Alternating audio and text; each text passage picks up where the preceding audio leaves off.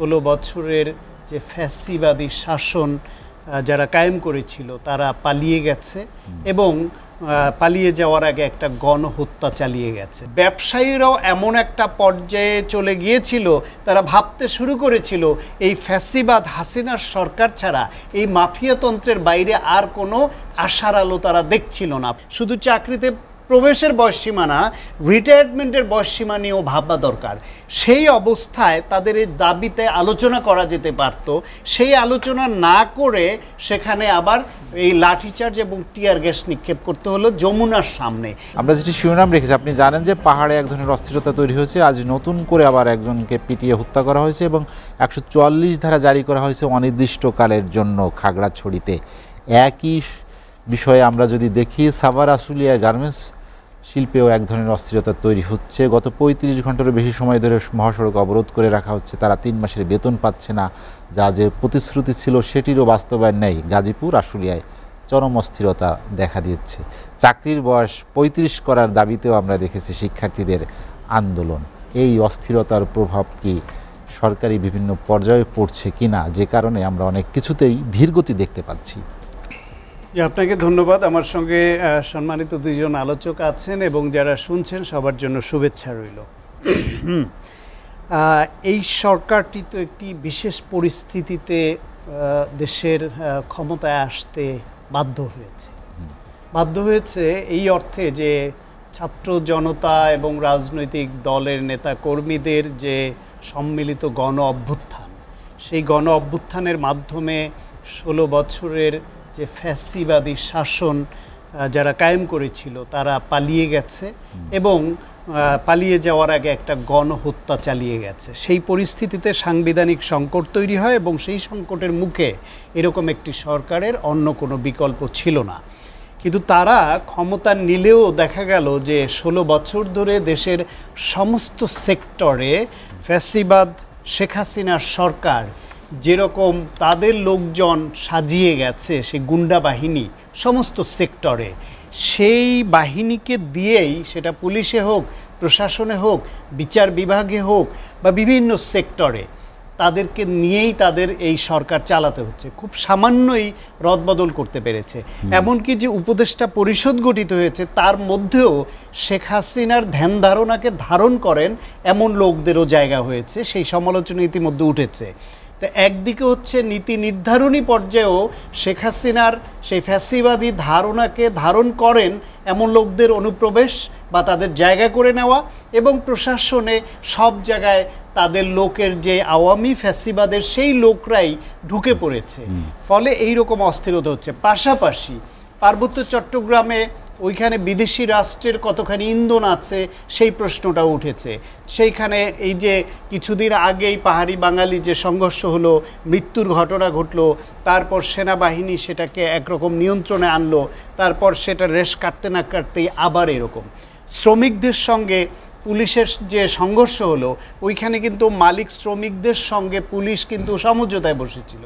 সেই সমঝোতার প্রেক্ষাপটে বাইরে শ্রমিকরা সেই সমঝোতা ভেস্তে গেল এবং শ্রমিকরা সেখানে আবার প্রতিরোধ গড়ে তুললো, আন্দোলন করলো। সেই প্রেক্ষাপটে ওইখানে গুলির ঘটনা ঘটলো এবং এই সরকারের আমলেও পুলিশ গুলি করবে এবং সেই গুলিতে কেউ মারা যাবে, এরকম সিচুয়েশন হওয়াটা কাম্য ছিল না। এখন কথা হলো, এই শ্রমিকরা আন্দোলন করছে কিসের জন্য?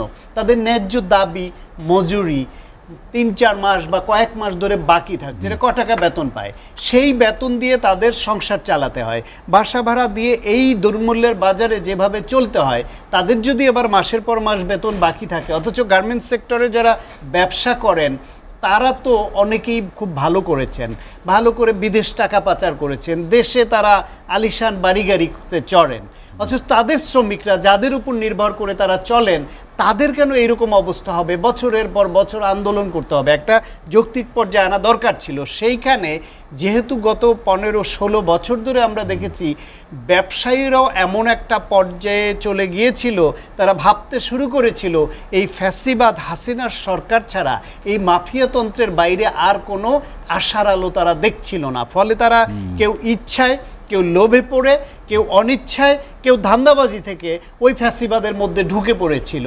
ফলে সেই বলয়টাও এখনো ভাঙা যায়নি। সেই ফ্যাসিবাদের বলয়ে যুক্ত ব্যবসায়ীরা তারা কি শ্রমিকদেরকে খেপিয়ে তুলে কিংবা তাদের ন্যায্য দাবি না মেনে এইরকম সিচুয়েশন তৈরি করার জন্য কোনো পায়তারা করছে কিনা, কোনো উস্কানি আছে কিনা, কোনো ষড়যন্ত্র আছে কিনা, সেটা তদন্ত করে দেখতে হবে। আবার যে পুলিশ গুলি চালালো, সেই পুলিশের মধ্যে যেহেতু ফ্যাসিবাদের সেই তাদের লালিত তাদের মানুষ ধারণ করে তারাই আছে, তারাও উস্কানি এইরকম বিশেষ পরিস্থিতি তৈরির জন্য গুলি চালালো কিনা, এই দুটার কোনোটারই কিন্তু এখনো আমরা কোনো তদন্ত বা বিশেষ অনুসন্ধানী প্রতিবেদনও পাইনি। এইটা একটা। এই যে দেখেন ছাত্ররা ৩৫ বছর চাকরির বয়সসীমা করার দাবিতে একটা আন্দোলন করলো। আমার দৃষ্টিতে এই আন্দোলন বা এই দাবিটা কিন্তু যৌক্তিক। কারণ হচ্ছে দেশে বেকারের যেই অবস্থা এবং ১৬ বছর ধরে ফ্যাসিবাদ কায়দায় দলীয় পোষ্যদের, দলীয় গুন্ডাদের, লাঠিয়ালদের যেভাবে নির্বিচারে চাকরি দেওয়া হয়েছে।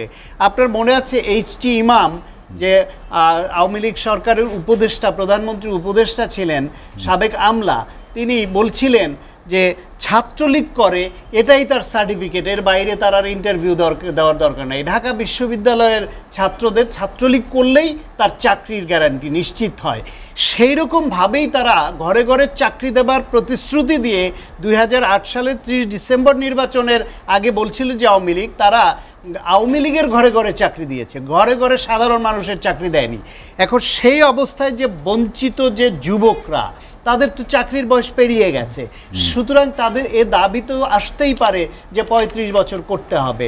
প্লাস মানুষের গড় আয়ু বেড়েছে, এখন ৫০-৬০ বছর অনেকে বেশ সুস্থ সবল থাকেন। সেখানে আমার তো মনে হয় শুধু চাকরিতে প্রবেশের বয়সসীমা না, রিটায়ারমেন্টের বয়সসীমা নিয়েও ভাববা দরকার।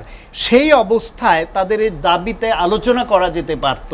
সেই আলোচনা না করে সেখানে আবার এই লাঠিচার্জ এবং টিয়ার গ্যাস নিক্ষেপ করতে হলো যমুনার সামনে। এইখানেও আমি উভয় পক্ষের দিক থেকেই আমি তদন্তের দাবি করব যে ছাত্রদের এই ন্যায্য দাবির মধ্যে ছাত্রলীগ নামধারীরা ছদ্মবেশে ঢুকে গিয়ে এরকম পরিস্থিতি করলো কিনা যাতে পুলিশ টিয়ার গ্যাস এবং গ্রেনেড, সাউন্ড গ্রেনেড মারতে বাধ্য হয়, অথবা ওইখানেও কি ওই শ্রমিকদের ব্যবস্থার মধ্যে এমন ঘটলো কিনা যে অতি উৎসাহী পুলিশ সেখানে আছে, যার ওই গোপালী পুলিশের প্রেতাত্মা, তারা এইখানে এরকম টিয়ার গ্যাস, সাউন্ড গ্রেনেড নিক্ষেপ করে একটা পরিস্থিতি তৈরি করবে যাতে এই সরকারকে বিতর্কিত করা যায়। ফলে এই সরকার ছোট্ট একটা বডি এবং তার অরাজনৈতিক, তাদের রাষ্ট্র পরিচালনা করবার মতো অভিজ্ঞতা নাই। তাদের স্বপ্ন আছে, সততা আছে অনেকেরই, এবং তাদের কর্মদক্ষতা আছে, কিন্তু রাষ্ট্র চালানোর অভিজ্ঞতা তাদের নাই। তাদের রাজনৈতিক দল নাই, তাদেরকে নির্ভর করতে হচ্ছে আওয়ামী ফ্যাসিবাদী সেই তাদের সাজানো প্রশাসনের উপরে, সেই সাজানো মানুষদের উপরে। সেই অবস্থায় তারা তাদেরকে বেকায়দা ফেলবার জন্য এটা করা হচ্ছে কিনা তাদের আরো সতর্ক হওয়া দরকার। তার মধ্যে আবার ওই যে বলছিলেন এর ঢেউ কোথায় লাগছে, এই ঢেউ শুধু এইখানে না, আগে থেকেই আনসারদের ওই ঘটনা নানান কারণে একটা ব্যতিব্যস্ত করেছে এবং একটা অস্থিরতা সরকারের মধ্যে আমরা লক্ষ্য করি। সেই অস্থিরতার ফলেই কিনা অথবা তাদের মধ্যে ঢুকে পড়া সেই আওয়ামী মানুষ ধারণ করারাই কি কোনো রকম নানা রকম সমন্বয়হীনতার জন্ম দিচ্ছে কিনা সেই প্রশ্ন কিন্তু উঠছে।